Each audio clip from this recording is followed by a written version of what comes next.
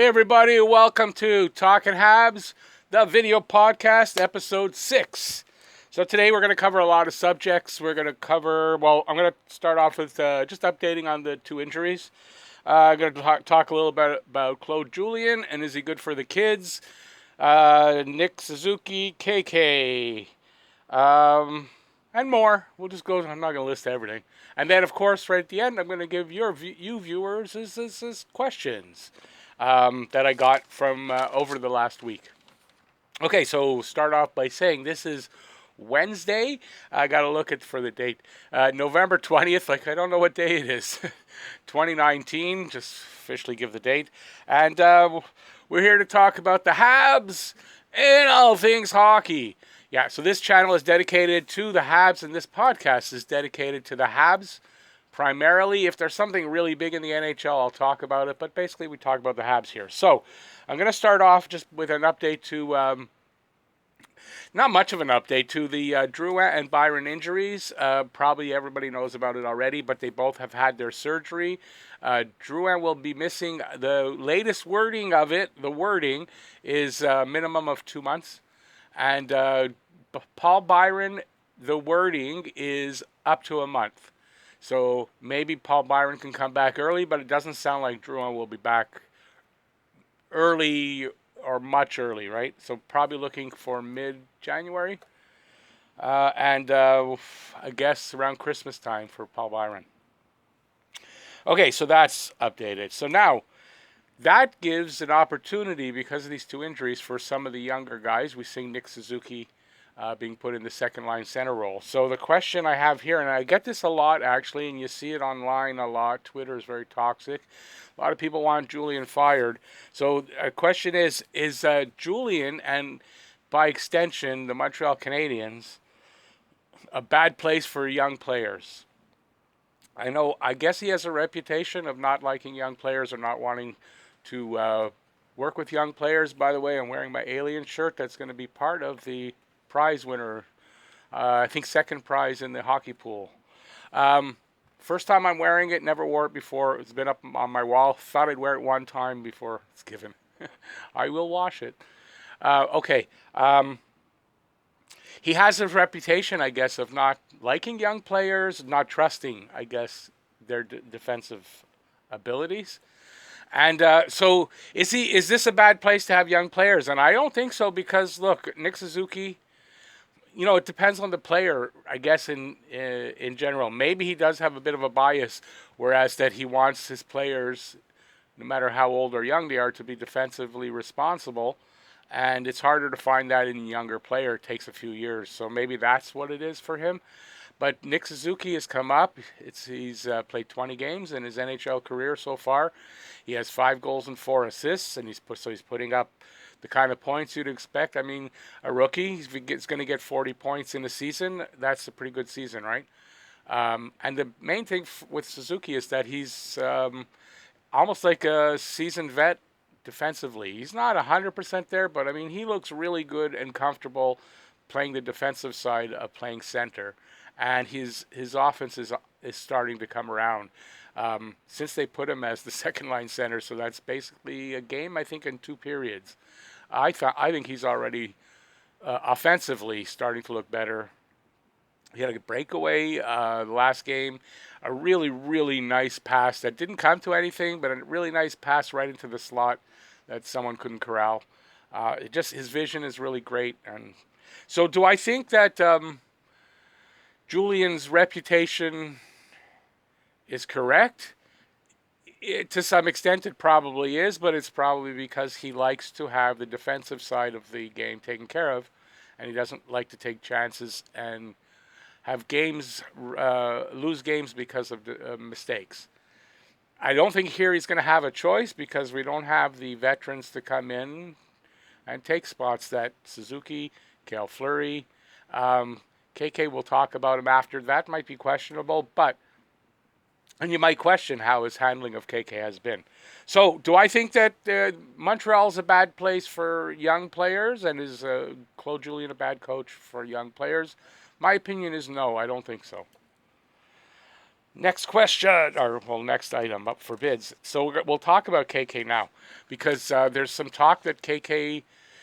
Well, I'll say, I think this talk has been around for probably since the start of the season, when he didn't after the first two games because he scored a goal in each of those games. Um, that maybe he should go to Laval and spend some time with Joel Bouchard. It might be really good for his game. And as the season has now progressed, he's back from his injury, and you can see he's not getting a ton of ice time. He doesn't. He's not on the penalty on any kind of a regular basis. A penalty, a power play. Um, he doesn't, frankly, touch the puck a lot, which is a worry for a kid who's only 19 years old. So I think there's an argument now that you could say maybe a little bit of time down in Laval might be actually good for KK. And but it begs to be a problem that you feel. Do you have a hole at center, or do you just go back to Domi at center and Nick Suzuki taking the third line? I'm not sure. I like Suzuki on the second line. I really do. If anything, you might want to say that Domi hasn't played up to his potential yet this season. I don't think he. I think he will. Uh, you might have Domi on the third line. You're going to laugh at me because Domi's too. I get that. So it doesn't. It kind of creates a hole. Maybe this is why they're hesitating in sending KK down for a little while. So what do I think will happen? I think it's a good question. I actually starting to believe now that it might actually benefit KK to get to go down into Laval and play some big minutes. Play 18 20 minutes a game, touch the puck a lot. I think he needs to play some offensive hockey, get back to his skill set that the team saw when they drafted him. Because I have a feeling that if we go much longer like this, where KK's performing like this, yes, it's a sophomore season. You could just chalk it up to a sophomore jinx. But considering that he is as young as he is, you might think that maybe it would benefit him to go and have some success down in Laval. Now, it's not guaranteed he'll go to Laval and he'll have success down there. That's also true. But I think he'll benefit from the ice time and the responsibility he would probably have down there. Okay, moving on to the next. I got a bunch of items, so that brings us back to Nick Suzuki for a minute. And will Nick Suzuki stay at center on the second line? And is he for real? Um, I think that it's still up in the air whether he'll stay as a second line center. I think that's obvious. It's going to depend on how he plays. I think the first game full time, like his starting at center, was quite a nice look. I don't think he was perfect defensively. I'm not sure if he was on for a goal, but the point being that he looked comfortable there. He was making plays there. And this is his first game there, so you want to see a few more, right? I'd like to see him get at least another 5 games as the second line center and see how it goes. And if he finds success there, well, he's going to stay there. I can't see that if Nick Suzuki is starting to get success at second line center, scoring goals, setting up his teammates, his line mates, I think he stays at second line center because I personally think that Nick Suzuki is our first line center of the future. He's going to be that elite player we need. Um, I don't find it to be too much of what's the word I'm looking for now? A leap to say he's going to be elite. Yes, it's still he could still bust. I mean, I know he's not going to bust. He might not turn out to be an elite level player, but I think he will be. He's definitely going to be a pretty damn good player. But I think he is our number one center of the future. I think his ceiling is the highest as far as that center that we have here right now. So that's my opinion. Will it be at second line? Yeah, I don't see them putting him back to the third line unless there's some kind of a shakeup here with KK going down. But then again, Paling is not injured. He is playing. I have a feeling that if they're going to do that, they'll swap Paling for KK. Paling will play the third line center, and that question won't have to come up. And is Nick Suzuki for real? I think any player that can come in here at 20 years old or into the NHL, into the league, at 20 years old and have that many questions, good and bad, questions about how good can he be and questions about his skating, his work ethic, Does he play a perimeter game? That kind of stuff, right? I think in 20 games that he worked himself up to the second line center and he's looking comfortable and good there. I think that means he's for real. Is he an NHLer? 100%. I don't even think that's a question. Is he an elite player? That's the only thing that might be questioned. And of course, only a few years from now will we be able to answer that, really, right? But I think that he's on his way to it. And I for one can't wait to see a couple years down the road what this kid is going to look like. Having some of the talent that's coming up around him, and I specifically do mean Cole Caulfield. Plus, we have a lot of other talent around. There's a few guys I'm looking forward to, like Harvey Pinard, Norlinder. Anyways, but I really think the sky's the limits for this kid, and he's going to make what he can of his career, and I think that's going to be pretty good. So, move on to the next topic up for discussion. Actually, a bit of a sad thing. And I just heard a little bit more about it. There's no, it's Bobby Ryan. If you watched my preview that came out earlier today that I'm filming this, Bobby Ryan is off the Ottawa team indefinitely. He's in the, what do they call that? The assistance program, the NHL assistance program. Now that could mean a lot of things. I know everyone's mind goes right away to alcohol or drugs. I get that, but that doesn't mean that necessarily. He could just be depressed. He could be having family issues, trouble with his wife. I'm not saying any of these, but that's how many things it could be, right? So don't jump to any conclusions. The main thing is he's out. He's having trouble. Whatever the trouble is, he's an NHL hockey player. Yeah, he plays for the Ottawa Senators. He's not a Hab, but my heart goes out for him. I wish him the best of luck. I hope you all do too. And I just wanted to bring that out here that Bobby Ryan needs our support as NHL fans. Okay, so next up, while we're on such a downer, I just wanted to bring something up. I'll try to bring it up pretty quickly. It's you probably heard about it. Maybe if any of other creators out there are watching, video creators, you know about COPPA. I did a video yesterday about COPPA.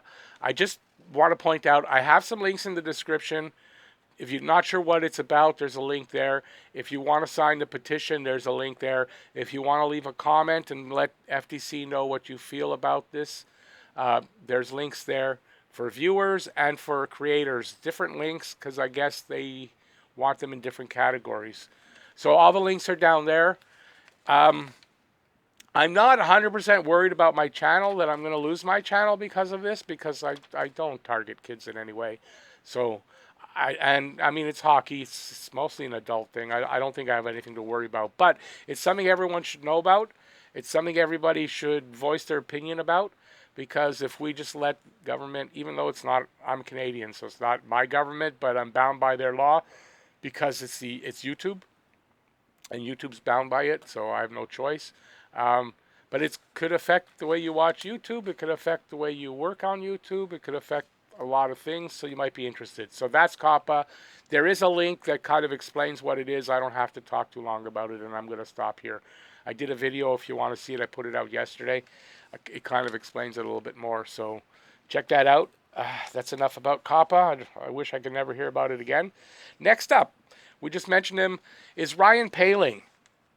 Will he be back? I wrote here at the time because I was preparing this a few days ago, some of this stuff. So I wrote back again before season's end because I had heard that he was injured, and I didn't hear any more for a day or two. But apparently the injury was very, very minor. He was back out the next day, back in the lineup or back practicing, and he's playing again. So it begs the question that if they're thinking of sending KK down for a little stint in the AHL with Joel Bouchard, will Ryan Poehling be the center or the player that comes up to replace him? And I kind of think that as if he's had a game or two to play in Laval for them to take a look at, I have a feeling it's possible.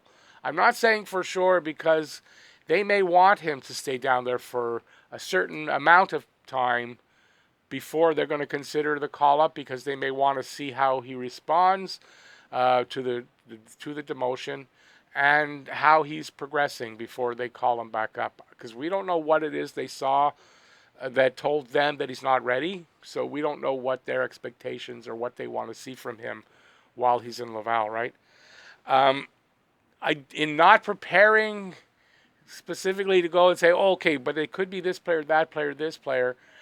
I don't know if they necessarily, I guess, need to bring up a center, right? Because they could put Domi back at second line, and they could put Suzuki at third, and they'd be covered, and it would probably be fine too. So I didn't really see who will they bring up. I think it might be Vadimo. Or I guess Belzile, but I heard there was a reason why Belzile might not be the call-up. Either he is injured some way, not playing well at the moment, something like that. So we'll have to see, but I have a feeling it might be Paling if he's had a couple of games to play, depending on what they're expecting from him in Laval. Next up, and I don't even know, I'm going pretty fast today. Next up, and this is kind of disappointing because I like to spend time on Twitter. And something I definitely notice on Twitter, which is something I don't really get. And this is this, and I'll give my opinion. Habs fans hate for the team after a loss on Twitter. And what I mean by that is, look, we just had was it a 3-game winning streak? Anyways, a good stretch of games, six games with getting a point in all the 6 games, all that kind of stuff. They took a bad loss, yeah, a stinker of a game, I get it. Oh my God, I mean, it's like every time that kind of thing happens, it's fire this one, fire that one, trade this guy for that one, Price stinks, this one's horrible, Weber sucks, Weber's finished, Price is done. Bring in this one, bring in that one, trade Cole Caulfield. You know, they lost the game last night. Yeah, it was a stinker of a game.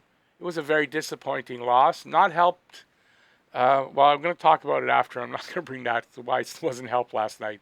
But it's not the end of the world. First of all, and I say this as a rabid Habs fan, first of all, it's just a sport. It's hockey. You're not going to die if they lose a game. If they lose the season. We're not going to die. So that's number one. Number two is it's just a loss. One thing that's proven with this team for the last couple of seasons, that's for sure, when they lose, they usually come back with a good game. If they have a bad streak, they come back strong. They don't take it to heart, and then they go, this team fights back all the time. In the game, if they're down, they usually fight back. This was a game where they did tie the game up and to go ahead, and then their game broke down. But it happens. It's going to happen a number of times. We're not going to win 82 games in a season. It's never happened before. It's not going to ever happen. Not in hockey.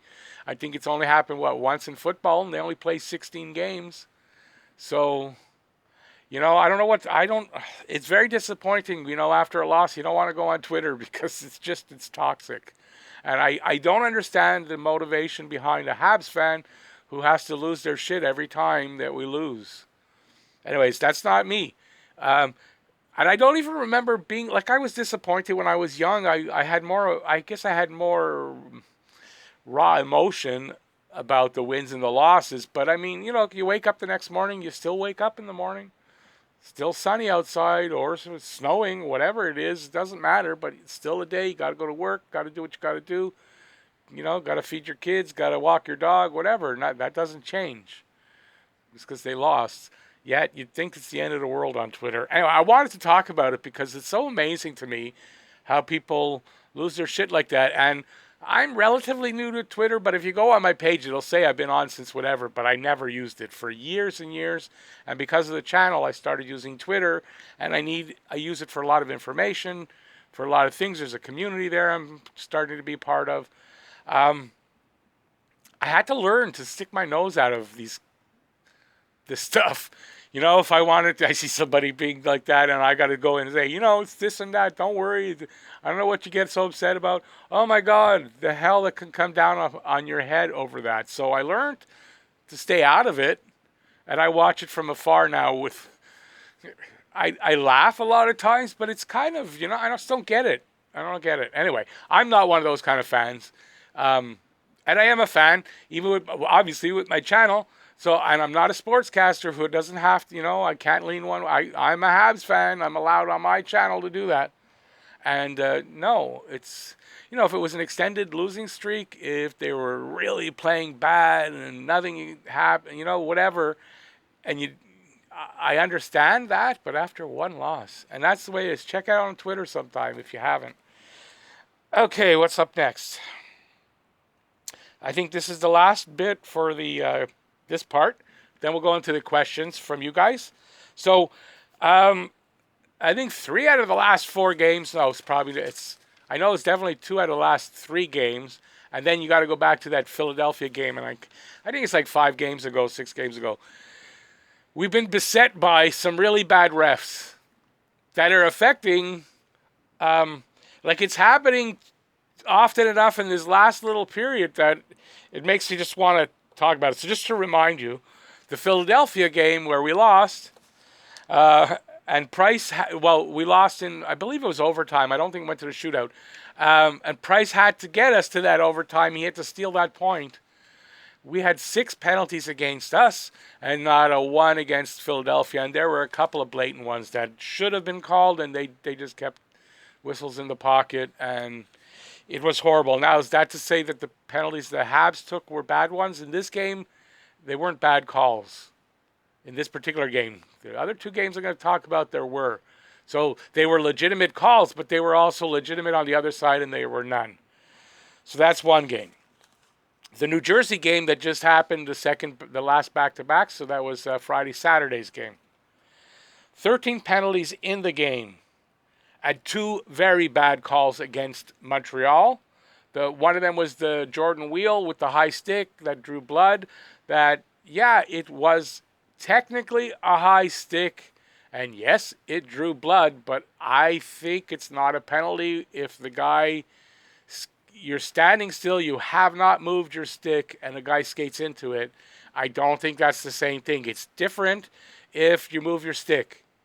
That means but you're against the boards, your stick is up, and a guy skates right into you. You didn't move. It's not high sticking. It's not high sticking. And to have a 4-minute call, and I believe there was a goal scored against, and so that's one. And that's the second instance. And then last night, that interference call, I got the call wrong. In my preview, I was saying that there was one bad call, and I didn't even realize the extent of it until I was doing a little more research for this video. And I realized how bad I made that out to be, that it was way worse than that in this instance, or in this way. It was an interference call on Domi. Domi was skating, I think, back to his zone, and the Columbus guy came up behind him, literally came up behind him. Either he actually bumped into Domi, or he just threw his head back a little bit. And Domi did nothing to the guy. And there's an interference call. And guess what happens? 19 seconds later, there's a goal. So it made it 4-2, and at that point, the way Montreal was playing, didn't look like they were coming back, although they sometimes do. But, it put the game probably out of reach at that point. It was around the 10-minute mark of the third period, so they didn't have a lot of time to catch up. 4-2, now you got 2 goals you got to catch up. And so bad calls by the refs. The Philly game, seemingly one-sided, biased to the Flyers. You can't say any other way. And you might say that in New Jersey, because most of those penalties, if I'm correct, more were to Montreal.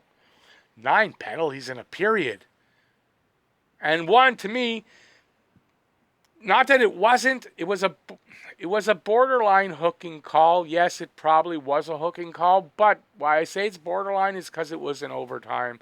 And I'm of that school, maybe I'm wrong, maybe it's because of the era I come from. I'm of that school that if it's not blatant in overtime, you don't call it.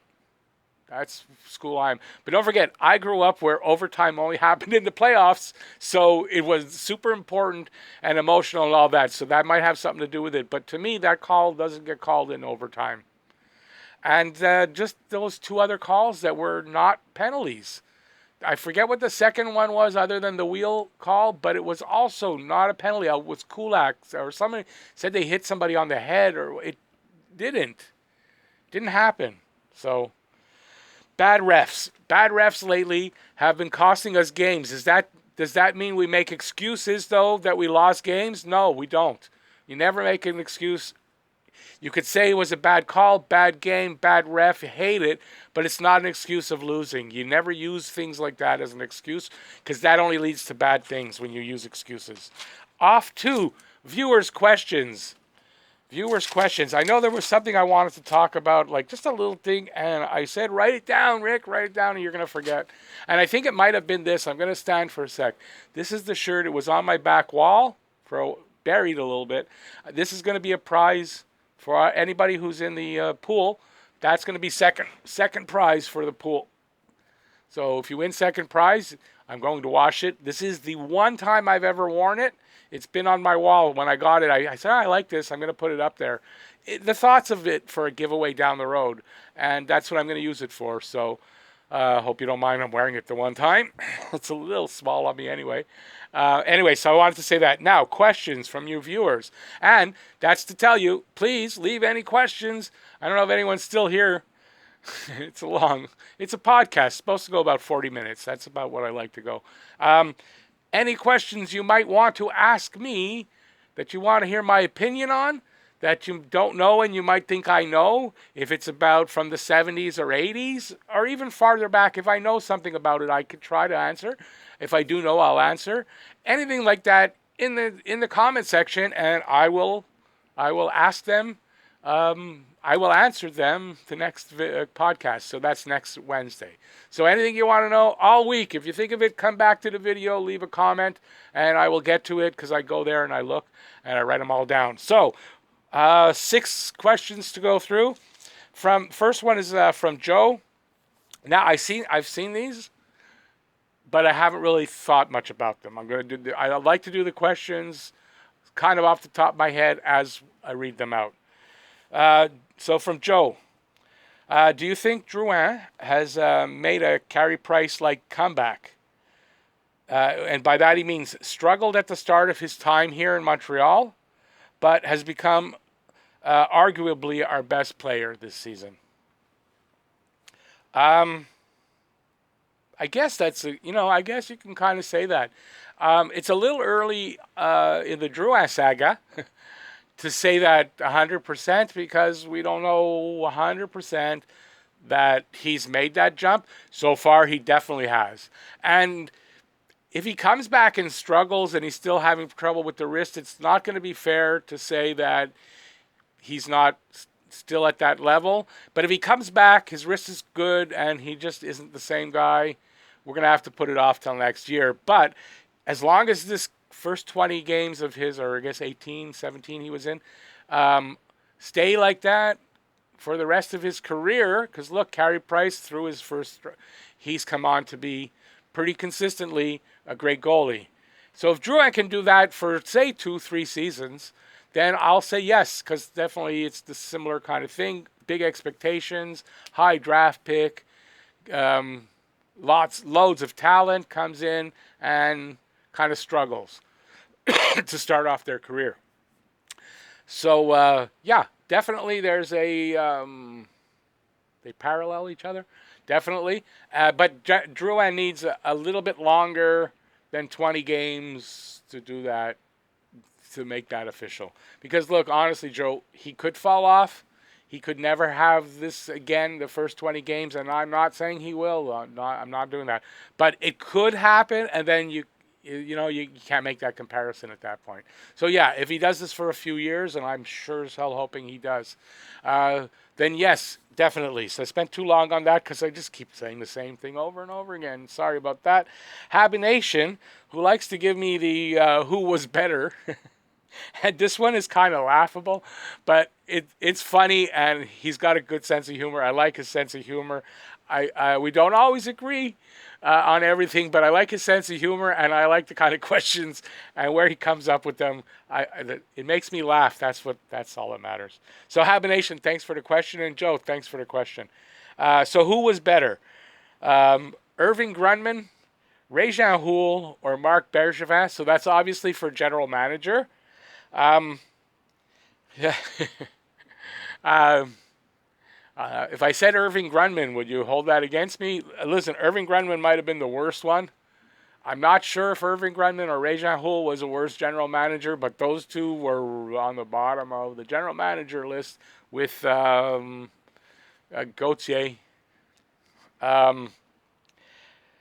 Yeah, Marc Bergevin is by far the best GM we've had in a while, and I'm going to say that even over Bob Gainey, who I loved as a player. I love this guy, but I don't think he was the greatest GM, honestly. And I think Marc Bergevin has grown to become a really great GM right now. Yeah, he struggled at first too. Maybe we can compare him with Carey Price because, yeah, he came in, he struggled, and blah, blah, and now he's doing really well.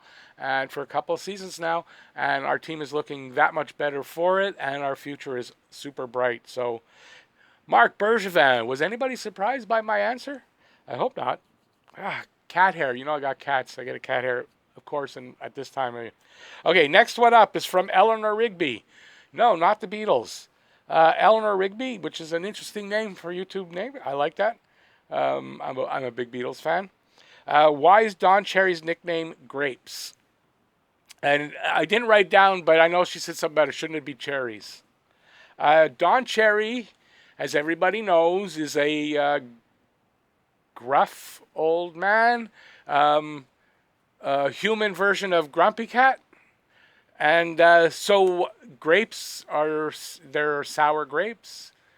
And he's very sour. He was very sour in his attitude and the way he talked in his public, when he talked in public. And therefore, sour grapes. That's how it came about. And because his name is Cherry, you don't want to use that. Cherry, grapes are another fruit. And that's how it came about, but it's sour grapes. So that's why it's grapes. And that's why the grapevine and all that. But that's it. That's where it comes from. Very simple like that. I could be wrong, but I don't think I'm wrong. I really don't. Okay, next up is from Paul Gee. Paul Gee asks, if they move Domi and this is, remember he wrote this last Wednesday because I didn't want to leave it out, but because I could still answer it, but some of it's happened. If they move Domi to left wing, how would the second line look, in your opinion? Who plays center, Suzuki, KK, and Drouin on the right wing? So I didn't want to leave Paul Gee's question out. So they did move him to the left wing, as we can see, as we know, and Suzuki is taking that second line center spot. And in my opinion, that's the right thing. KK is not ready to go to second line center. That's for sure. He's not ready yet for that. And I think it'll go on a little bit longer, as I was saying before. And of course, I don't think they would have put Drouin on the right wing anyway. I really don't. I think Drouin might, but they might have. I don't know. So his injury means we don't have to find out yet, but I don't know. I don't know if it would have been Drouin, but I guess it might have. That would have been interesting. Domi and Drouin with Suzuki in the center, definitely interesting. But anyways, some of it's already happened. I didn't really have to answer that.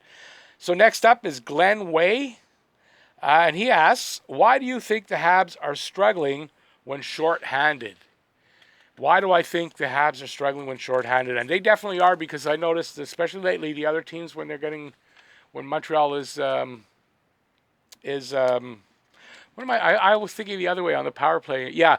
Why are they? Because they're not aggressive enough. It was the same answer I had, but I thought it was a different situation. It's been a long half hour I've been talking.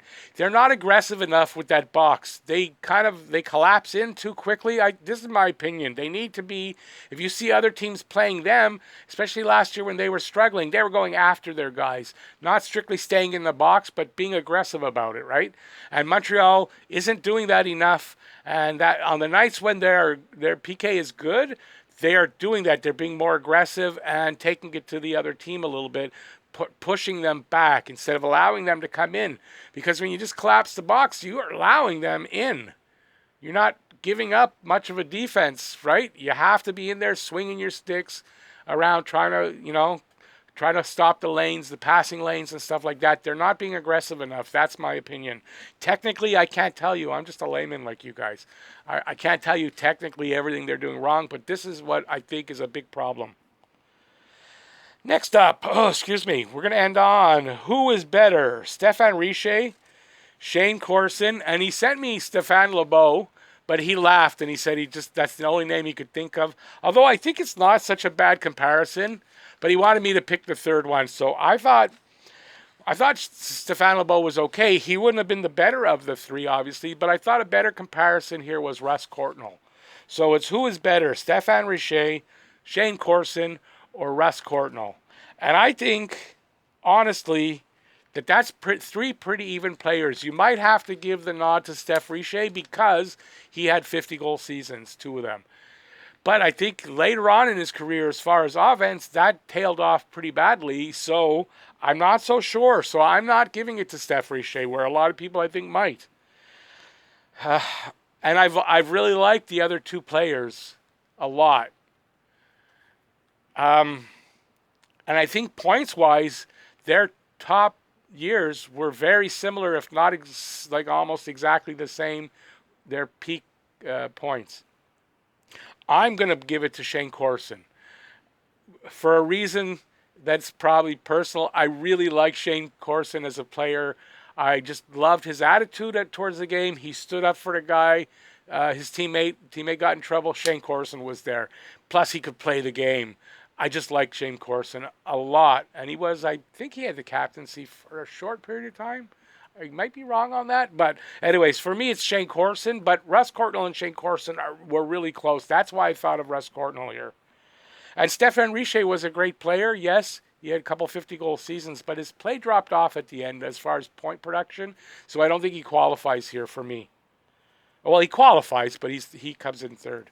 Okay, so that's it. So I remind you guys to please leave any questions you might have for next week in the comment section. Give it a thumbs up if you like it. Subscribe and ring the notifications bell if you like it as well. I'd appreciate that. And you'll get some more stuff of mine. They'll be notified when it comes out. And I guess till next week, we'll see what news stories come up. And I'll put something hopefully entertaining together. Anyways, thanks for watching again. Go Habs, go! And I'll see you guys next week. Bye-bye.